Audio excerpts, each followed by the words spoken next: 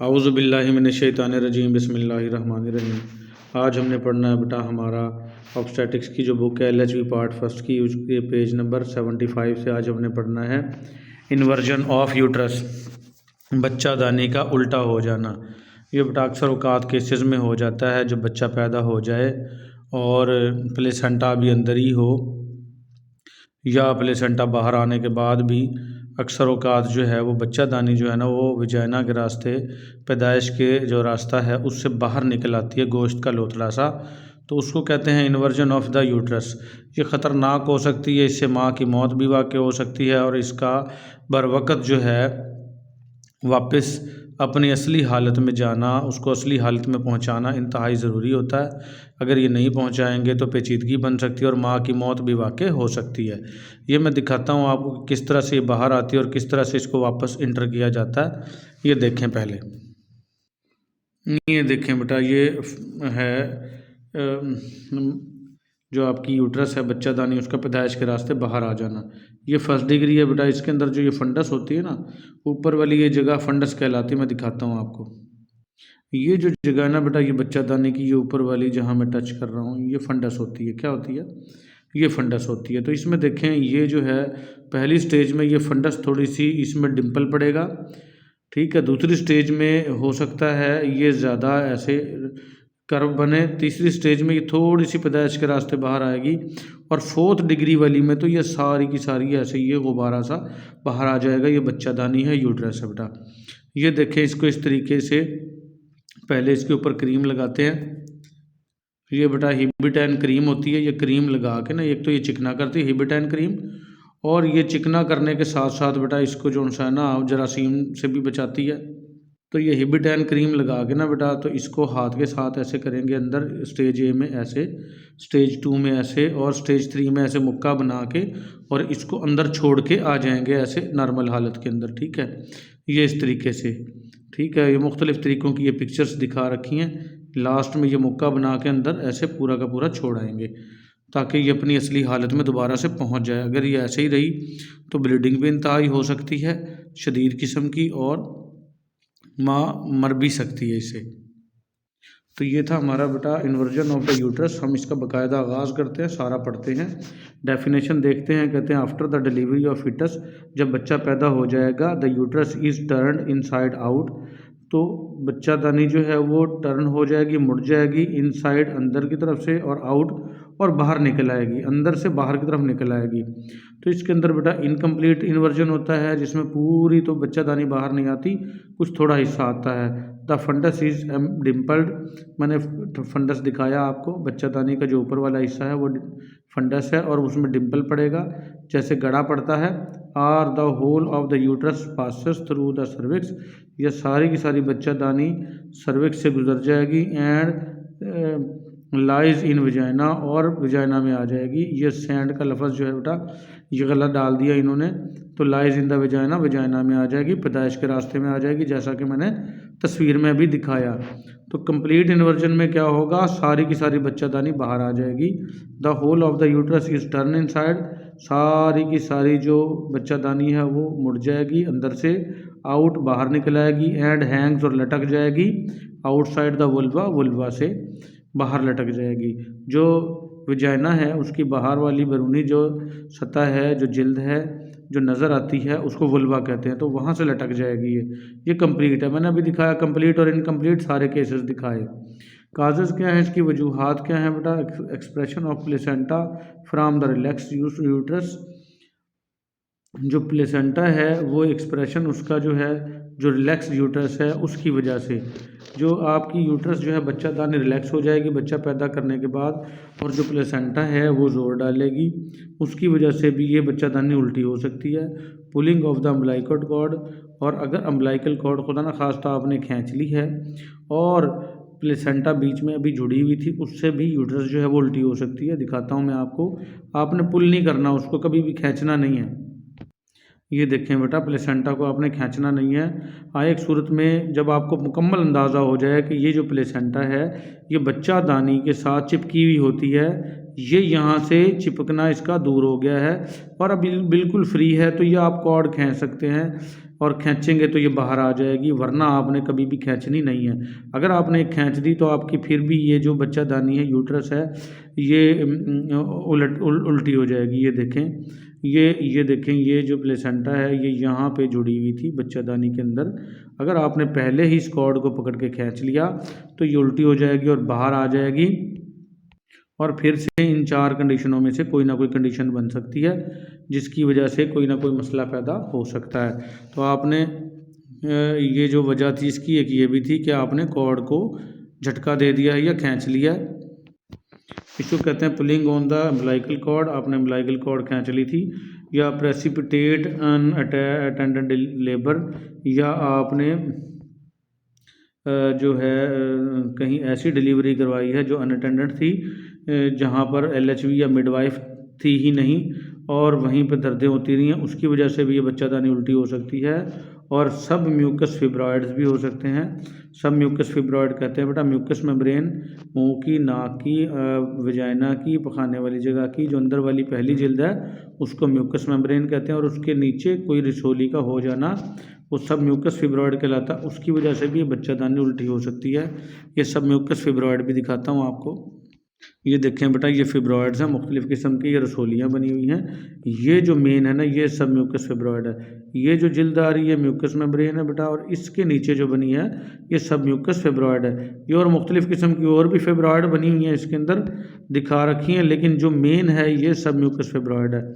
ये फंडल सब सिरोसल फिब्रॉइड है, ये फंडस के ऊपर देख लें, बड़ी वाली रसोली। ये सब सिरोसल, ये सिरोसा लेयर है उसमें है, और ये इंट्राम्यूरल है, और ये पेंडिकुलेटेड सबम्यूकोसल, ये इस तरह की रसोलियाँ हो सकती हैं। ये मेन रसोली है जहाँ मैं टच कर रहा हूँ, इसकी वजह से भी आपकी जो है बच्चादानी उल्टी हो सकती है। तो ये थी सारी वजूहात बेटा जिसकी वजह से आपकी बच्चादानी उल्टी थी। सिम्टम्स एंड साइंस क्या मिलेंगे, अलामात क्या होंगी। स्वीयर शॉक, शदीद सदमे में होगी औरत। फॉर डिलीवरी के लिए। फॉलोड बाई कोलैप्स, और इससे बेहोशी भी हो सकती है। The shock is not related to loss of blood. ये जो शॉक होगा, सदमा है, ये खून ज़ाया होने की वजह से नहीं होगा, बल्कि ये वजाइना के यूट्रस के बच्चादानी के उल्टा होने की वजह से होगा। हेमरेज इज़ जनरली स्वेयर, जरियाने खून का जारी होना हेमरेज कहलाता है। यह आमतौर पर शदीद होगा बट ओकेजनली, लेकिन अक्सर औकात इट में भी माइल्ड, ये मामूली भी हो सकता है। स्वेयर एब्डोमिनल पेन, शदीद किस्म का पेट में दर्द होगा। इज़ फेल्ट, महसूस होगा। If the shock is not swear, अगर सदमा ज़्यादा ना हुआ, या तो बेटा सदमा स्वेयर होगा, या सदमा ना हुआ तो एब्डोमिनल पेन शदीद होगा। ठीक हो गया, स्वेयर का मतलब शदीद होता है। तो ये इसकी अलामात थी। ऑन एग्जामिनेशन, जब आप इसका मुशाहिदा करेंगे, abdominal palpation does not reveal any abnormality, पेट को आप टटोल के देखेंगे, कोई आपको ख़राबी एबनॉर्मलिटी महसूस नहीं होगी। ऑन विजाइनल एग्जामिनेशन, अगर उसका पैदाइश के रास्ते से नीचे से मुशाहिदा करेंगे, with incomplete inversion of the fundus, अगर इनकम्प्लीट हुई फंडस तो is palpable in the vagina, ये वजाइना में महसूस होगी कि ये वजाइना के रास्ते, पैदाइश के रास्ते बाहर आ रही है बच्चादानी, यहाँ महसूस होगी।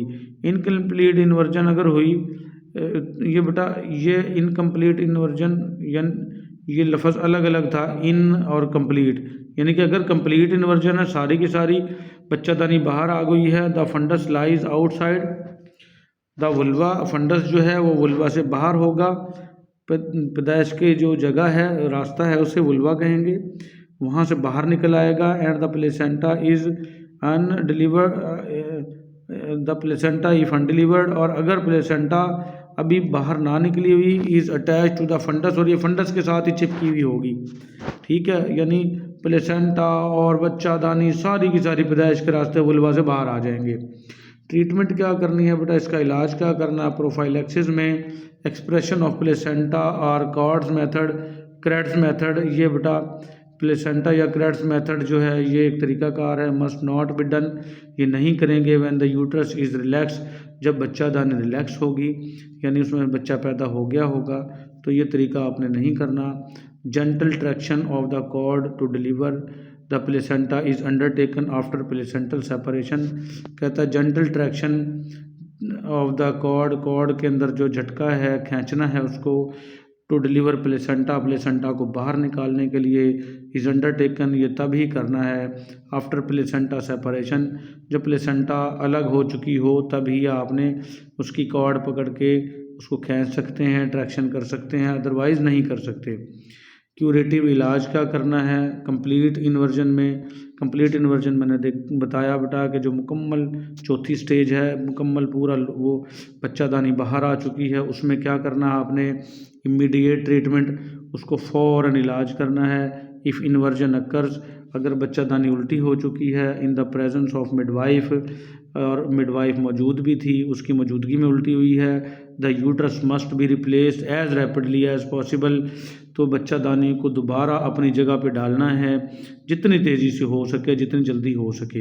एज रैपिडली एज पॉसिबल का मतलब जितना जल्दी मुमकिन हो उसको दोबारा से अपनी असली हालत में देना है, वो मैंने दिखाया शुरू में पिक्चर मुक्का बना के हैं। This is the best method for treatment of shock, ये सदमे से बचने के लिए सबसे बेहतर इलाज है। प्रिवेंशन ऑफ हेमरेज, जरियाने खून से बचने के लिए बेहतरीन इलाज है। And saving the life of the patient, और जो मरीज़ा है उसकी ज़िंदगी बचाने के लिए भी बेहतरीन इलाज है कि जितनी जल्दी हो सके इस यूट्रस को, बच्चादानी को वापस अपनी जगह पर पहुंचा दें। Manual replacement of inverted uterus, manual replacement कहते हैं बेटा हाथ के साथ रिप्लेस करना, उसको अपनी जगह पे पहुंचाना, जैसा कि मैंने तस्वीर में दिखाया आपको। The quicker the uterus is return, जितनी जल्दी यूट्रस जो है वो रिटर्न होगी, अपनी जगह पे वापस जाएगी, टू द एब्डोमिन, पेट में, the greater or the chances, बहुत ज़्यादा चांसेस बढ़ जाएंगे of survival of the mother, माँ की ज़िंदगी बचने के। Irrespective of whether the placenta is attached, इससे आप कतई नज़र हो जाएं कि प्लेसेंटा इससे अटैच थी, टू द यूट्रस और नॉट, या नहीं, बच्चादानी से प्लेसेंटा जुड़ी हुई है या नहीं जुड़ी हुई, आप इसको कतई नज़र कर दें। अगर ऐसा केस हो गया है कि बच्चादानी आ गई है तो आप प्लेसेंटा की परवाह किए बगैर इसको दोबारा पहुंचाएं अपनी जगह पे। Place the first well lubricated with Hibitane obstetric cream, सबसे पहले आपने चिकना कर देना है हैबिटेन ऑब्स्टेटिक क्रीम के साथ, वो जो मैंने शुरू में दिखाई क्रीम बेटा। ऑन द इन्वर्टेड फंडस, जो उल्टी हुई फंडस है बच्चादानी की, and gently push the uterus, और आम तौर पर धक्का दें अंदर की तरफ इस बच्चादानी को, इनटू विजाइना में, and back it into the abdomen, और इसको पेट में दोबारा डाल दें, अपनी असली हालत में ले आएं। विद द लेफ्ट हैंड, जो आपका बायां हाथ है, ऑन द एब्डोमिन, पेट पे रखें, अबव द सिम्फाइसिस प्यूबिस के ऊपर, प्यूबिस बेटा जो पैदाइश का रास्ता है, वजाइना है उसके ऊपर की जगह जहाँ पर बाल होते हैं उसको प्यूबिस कहते हैं औरत के, तो वहाँ पे खब्बा हाथ अपना बायां हाथ रखेंगे। Hold the uterus in position, और बच्चादानी को अपनी पोजीशन में होल्ड करके रखेंगे। दिखाता हूँ आपको, ये देखें बेटा, ये बायां हाथ जो है ये सिम्फाइसिस प्यूबिस के ऊपर रखा हुआ है और दायां हाथ से इसको एंट्री देने की कोशिश की जा रही है। देखें बायां हाथ ऊपर है और दाएं हाथ से इसको अंदर धकेला जा रहा है। सेकंड अटेंडेंट, अगर कोई दूसरी औरत है उसको सेकंड अटेंडेंट कहेंगे। एडमिनिस्टर एर्गोमेट्राइन, ये इंजेक्शन देगी एर्गोमेट्राइन का, ये ब्लीडिंग रोकने के लिए होती है, ये इंजेक्शन होता है बेटा। आईवी देंगे, इंट्रावेनस और आईएम या इंट्रामस्कुलर देंगे। When the uterus is contracted gradually, जब अगर बच्चादानी अपने मतवातर तरीके से उसमें मरोड़ें उठ रही हों ग्रेजुअली, वक्फे वक्फे से, विदड्रॉ द राइट हैंड, अपने जो राइट हैंड है वो बाहर निकाल लें फ्राम द यूट्राइन कैविटी, बच्चादानी के अंदर से जो मुक्का बना के अंदर डाला था। If the uterus becomes relax, अगर यूट्रस बच्चादानी रिलैक्स हो गई है और उसमें कॉन्ट्रैक्शन नहीं हो रही, मरोड़े नहीं उठ रही, give the second injection of the ergometrine, ergometrine का दूसरा टीका दे दें। मिथार्जिन होता है एर्गोमेट्राइन इंजेक्शन बेटा, ये खून रोकने के लिए। Early transfer the patient to hospital, जितनी जल्दी आप मरीज़ को हॉस्पिटल में शिफ्ट करेंगे। आफ्टर सिडेशन, सुकून आवर, इंजेक्शन देने के बाद, विद इंजेक्शन, सिडेशन कहते हैं सुकून आवर, सुकून देना बेटा इंजेक्शन के ज़रिए। फ़ौरन आप अर्ली पेशेंट को हॉस्पिटल शिफ्ट कर दें और ये सेडेशन का इंजेक्शन कौन सा होगा, मार्फिया होगा। GR इसकी इकाई है 1/4, इसको इंट्रामस्कुलर देंगे। इस नेसेसरी, ये ज़रूरी है, इसको बेहोश करेंगे यानी स्कूनावर इंजेक्शन देंगे और हॉस्पिटल में शिफ्ट कर देंगे। फिर आ जाएगा बेटा आपका incomplete inversion of the uterus. अगर इनकम्प्लीट बाहर आई थी, वो कंप्लीट बाहर आ गई थी, ये इनकम्प्लीट थोड़ी बाहर आई थी, दूसरी या तीसरी स्टेज थी। द फंडस में हैव कप शेप्ड, फंडस जो है वो कप की शक्ल की होगी। दिखाता हूँ आपको, ये देखें बेटा, ये फंडस जो है ये कप बना दिया इसने ना, ये कप बना दिया। ये भी है इनकम्प्लीट, ये भी इनकम्प्लीट और ये भी इनकम्प्लीट, ये वाली कंप्लीट है। तो हमने कंप्लीट वाला पढ़ा, ये इनकम्प्लीट है, इसमें फंडस जो है वो कप शेप बनी हुई है। देखें, वो कहता है अगर ये फंडस कप शेप हो, डिप्रेशन कप शेप की डिप्रेशन में हो, but this is difficult to palpate, लेकिन ये मुश्किल हो इसको टटोलना। इन ऑल केसेस, जितने भी केसेस हैं, स्वेयर हेमरेज, शदीद किस्म का जरियान खून हो सकता है, एंड शॉक और सदमा हो सकता है, और इसको आपने फॉलो करना है। इसके पीछे सदमा या हेमरेज लाजमी आएगा। द कंडीशन इज़ डायग्नोज, ये सूरत हाल की आपने तशखीस करनी है ऑन विजाइना के ज़रिए मुआयना करके, और यूट्राइन एग्जामिनेशन, या यूट्रस का मुआयना करना है नीचे से, जहाँ से बच्चा पैदा होता है उस जगह से बेटा। द पेशेंट इज सीडेटेड, मरीज़ को सुकून आवर इंजेक्शन देना है, सुकून देना है, and medical aid is urgently called, और जो मेडिकल एड है उसको फ़ौरन से आपने बुलाना है। तो ये थी बेटा आपकी इनकम्प्लीट इन्वर्जन में करना है। फिर है क्रोनिक इन्वर्जन। क्रोनिक इन्वर्जन कहते हैं लंबे अरसे तक अक्सर औरतों की ये जो प्लेसेंटा है वो बाहर निकली रहती है, उसको क्रोनिक इन्वर्जन कहते हैं। इन रेयर ओकेजन्स, कभी कभार ही ऐसा होता है। अब मिडवाइफ में सी एन इन्वर्जन, ये मिडवाइफ को ये फील हो कि ये इन्वर्जन है, which has been presented for some time, जो कि मौजूद हो कभी कभार, कभी भी, किसी भी वक्त। कई औरतों की वैसे भी ये बाहर आ जाती है। दीज पेशेंट्स आर एनीमिक, ऐसे मरीज़ों को खून की कमी होगी तब ऐसा होता है। एंड सफ़र फ्राम सेप्सिस, और इनको जरासीम का शदीद हमला होगा। Hospital admission for replacement of the uterus, ऐसी औरतों को आपने हॉस्पिटल में दाखिल करवाना है ताकि उनकी यूट्रस को, बच्चादानी को दोबारा अपनी जगह पे रिप्लेस किया जा सके, एज़ अर्जेंटली रिक्वायर्ड, जितनी जल्दी हो सके। प्रोग्नोसिस कहते हैं बेटा पेशेंट गोइयाँ, खुदा न खास्ता अगर ये मौजूद रहा तो क्या क्या हो सकता है। Inversion of uterus has high maternal death rate, अब बच्चादानी का उल्टा होना, इसमें माँ की मौत का रेट बहुत ज़्यादा है। It is for this reason, इसकी ये वजह है, that care must be taken to prevent inversion, कि बहुत ज़्यादा केयर की जाए, एहतियात की जाए, देखभाल की जाए इन्वर्जन से, बच्चादानी के उल्टे होने से बचाने के लिए, प्रिवेंट से करने के लिए। प्रिवेंशन का मतलब बचाना होता है। बहुत ज़्यादा एहतियात करनी चाहिए बच्चादानी को उल्टे होने से रोकने के लिए।